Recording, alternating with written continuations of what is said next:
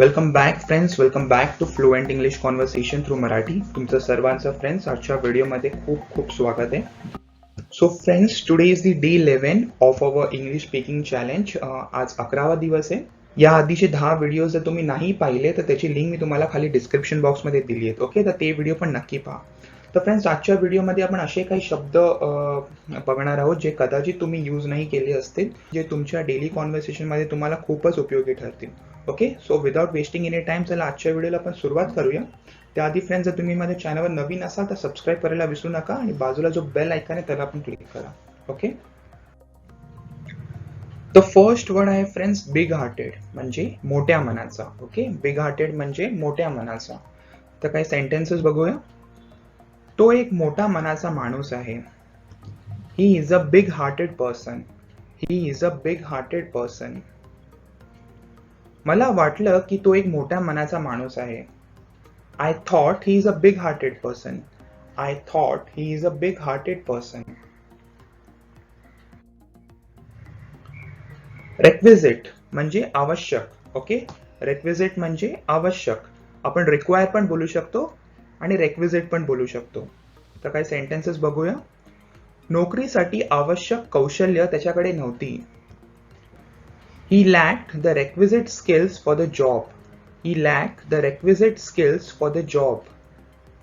किंवा तुम्ही असं पण बोलू शकता, he lacked the required skill for the job. Okay, he lacked the required skills for the job. आम्ही आवश्यक फॉर्म शिवाय आपले खाते उघडू शकत नाही. We cannot open your account without the requisite form. We cannot open your account without the requisite forms. किंवा we cannot open your account without the required forms. Okay, तर नेक्स्ट वर्ड आहे friends glance. Glance म्हणजे एक नजर टाकणे. Okay, glance म्हणजे एक नजर टाकणे. तिने वर्तमानपत्राकडे चटकन नजर टाकली. She had a quick glance at the newspaper. She had a quick glance at the newspaper. त्याने त्या पत्राकडे एक नजर टाकली आणि नंतर ते डब्यात टाकले. He glance at the letter and then tossed it into the bin. He glanced at the letter and then tossed it into the bin. Rift. रिफ्ट म्हणजे मतभेद असणे. ओके, रिफ्ट म्हणजे मतभेद असणे. तर काही सेंटेन्सेस बघूया. आमच्यात मतभेद निर्माण करण्याचा प्रयत्न करू नका. Don't try to create rift between us. Don't try to create rift between us. मंत्र्यांमध्ये वादविवाद असल्याचे पक्षाच्या अधिकाऱ्यांनी नाकारले आहे. Party officials have denied that there is any rift between ministers. Party officials have denied that there is any rift between minister. Okay friends, rift म्हणजे मतभेद असणे. नेक्स्ट वर्ड आहे फ्रेंड्स कॉन्कर, म्हणजे विजय मिळवणे. ओके, कॉन्कर म्हणजे विजय मिळवणे. तुला तुझ्या भीतीवर विजय मिळवला पाहिजे. You must conquer your fear. You must conquer your fear. प्रेम सर्वांवर विजय मिळवते. Love conquers all. Love conquers all. Next word आहे friends fed up. Fed up म्हणजे कंटाळणे. ओके, फेड अप म्हणजे कंटाळणे. मी माझ्या नोकरीला कंटाळलो आहे. I am fed up with my job. I am fed up with my job. मी कंटाळलो आहे तुझ्याशी. I am fed up with you. I am fed up with you.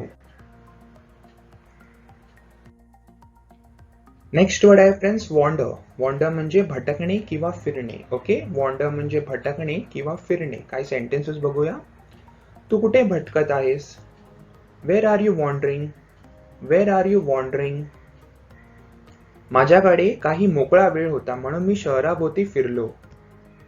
I had some free time, so I wander around the town. I had some free time, so I wander around the town. Next word आहे friends attention. Attention म्हणजे लक्ष. Okay, attention म्हणजे लक्ष. काही sentences बघूया. मी काय म्हणतो यावर लक्ष द्या. Pay attention to what I am saying. Pay attention to what I am saying. मी लक्ष दिले नाही. I didn't pay attention. I didn't pay attention. Okay friends, तर अटेन्शन म्हणजे लक्ष. कन्व्हेन्शनल म्हणजे पारंपरिक. ओके, कन्व्हेन्शनल म्हणजे पारंपरिक. आमचे पालन पोषण पारंपरिक मध्यवर्गीय कुटुंबात झाले. We were raised in a conventional middle class family. We were raised in a conventional middle class family. ते एक पारंपरिक लग्न होते. It was a conventional wedding. It was a conventional wedding. Next word आहे फ्रेंड डिस्टर्ब, म्हणजे अडथळा आणणे किंवा शांतता भंग करणे. ओके, काही सेंटेन्सेस बघूया. आवाजामुळे माझी झोप उडाली.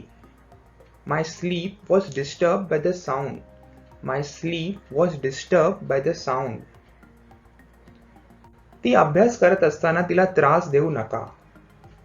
Don't disturb her while she is studying. Don't disturb her while she is studying. Next word आहे फ्रेंड नरिश. नरिश म्हणजे पोषण, पोषण करणे. ओके, हे अन्न पुरेसे पोषण करीत नाही. This food is not nourishing enough. This food is not nourishing enough.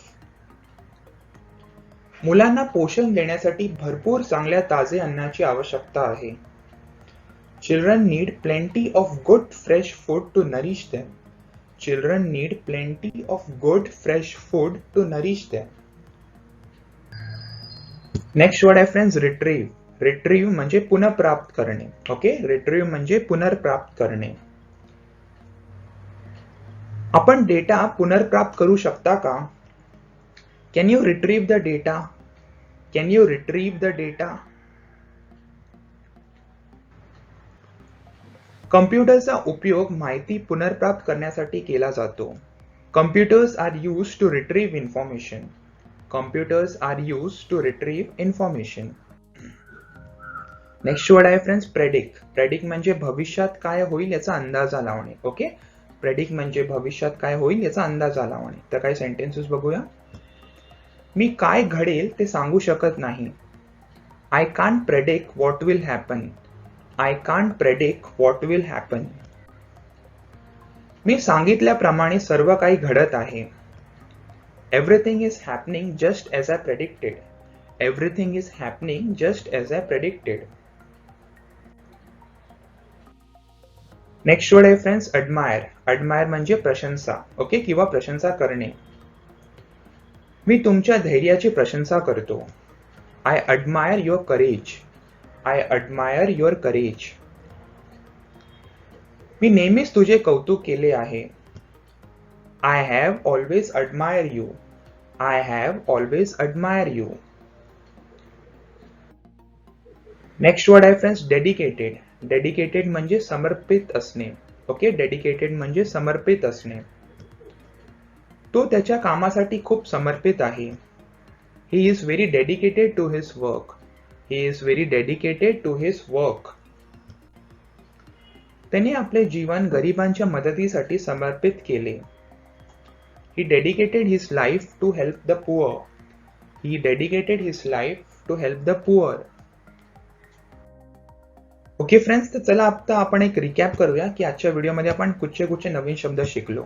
Okay, तर फर्स्ट आहे फ्रेंड रेक्विजिट. रेक्विजिट म्हणजे आवश्यक. ओके, रेक्विजिट म्हणजे आवश्यक. नंतर कन्व्हेन्शनल. कन्व्हेन्शनल म्हणजे पारंपरिक.